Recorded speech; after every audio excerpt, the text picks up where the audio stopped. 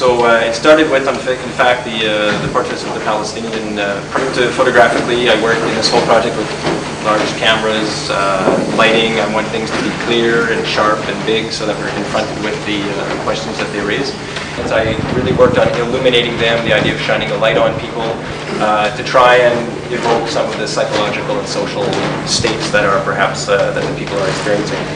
Salut, ça va? Merci pour l'article. Wow, c'est bon. Et en fait, well, I'll start by saying thank you to the various people that have supported what I've been doing the last year and a half. First of all, the gallery that has really been very supportive, the photo department at Concordia University, and Solidarity Across Borders, the organization in Montreal that's been crucial to this exhibition, and the people next to me who will be speaking. And you can recognize Youssef here, who's in a photo over there. Youssef is with he's a Palestinian refugee who has now been accepted in Canada. That's the second time I see the photo. First time it was an exhibition before, and that's the second time. First time I wasn't accepted. I was still a refugee after 6 years in Canada. I came from Burj Barajni camp in Lebanon. It's a refugee camp for Palestinian refugees who fled their countries in 1948 after the Israeli invasion to Palestine. Most of us in the camps, well, we lived under siege for long times, for many years. We lived through wars. Our house was bombed. I was injured near my heart. My whole family was injured. My case is just an example of for more than 400,000 Palestinians who are living in Lebanon. We're living in Lebanon, but as you grow up and you grow up, year after year, you realize that you don't have a future in Lebanon.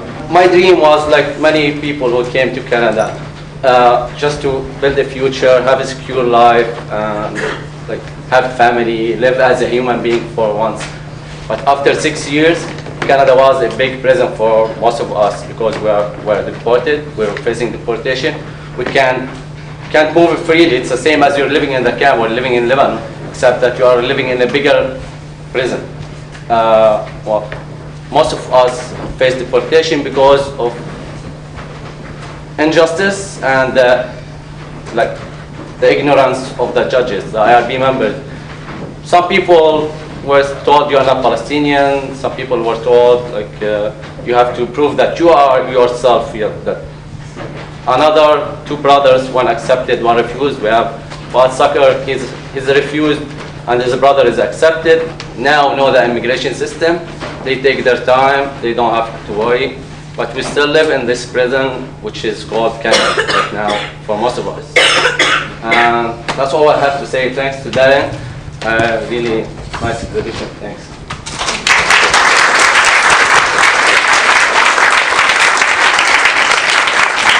Tonight I'm here in solidarity with the three men who continue to be detained.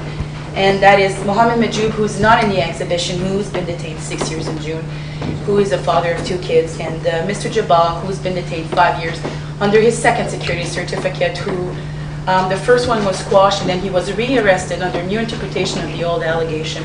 For those of you who don't know what a security certificate, what you don't know what a security certificate is basically they arrest someone, they say you're a threat to national security, they arrest you, detain you without charge, without access to the evidence for years. And my husband was arrested on December 10th, which also happens to be human rights, and he was detained for 43 months. Like I said, the conditions are some of the toughest ones in Canadian history, and in order for me to be able to be here tonight, my mom is the only other surety that was named by the court. He has to be supervised 24 hours a day inside the residence, even though he's wearing a monitoring bracelet. So for example, he's only allowed out from 8 a.m. to 9 p.m. in the yard. The minute he steps outside, I have to step outside with him. If we go to the curb to bring the garbage, I have to go with him. He cannot speak Arabic, so I'm able to understand what he says at all times. Our mail is intercepted, our phone calls are intercepted. We're being followed by CBSA officers on all our outings, which have to be approved 40 hours in advance. And we can only go out 3 times a week for up to 12 hours. I had to come in person to see that life-size picture of my husband, who I always said has the most amazing eyes and.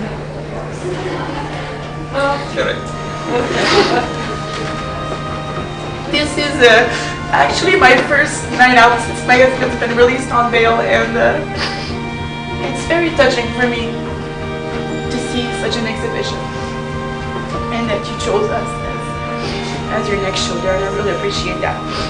I'm not usually that serious, seriously not. Darren and I have worked together and he knows that.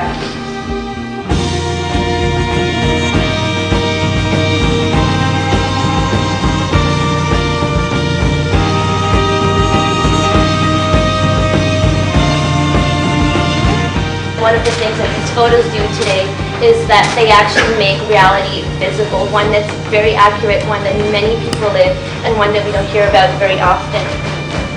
I'd like to thank Darren for the wonderful exhibit and actually bringing to light these realities, but I'd like everyone to remember that this is only a very small fraction of the reality that is out there, and there are countless people out there currently fighting for their lives.